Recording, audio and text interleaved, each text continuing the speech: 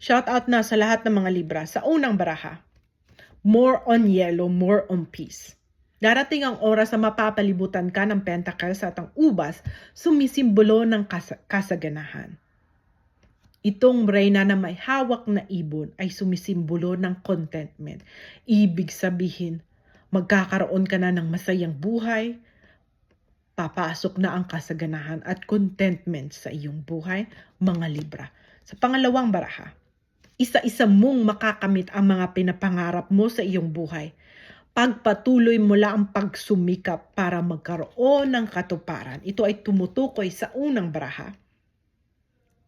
Patuloy mo lang ang pagsumikap para magkaroon ng katuparan dahil magiging financially stable ka at papasok ang mga kasaganahan, peace of mind at contentment sa iyong buhay, mga Libra. Sa panghuling baraha, death. Kailangan mo nang tapusin ang hindi magandang nangyari sa iyong buhay. Kailangan mo nang i-let go ang hindi nakakabuti sa iyo. Pangalawang interpretasyon, ingatan mo ang iyong kalusugan.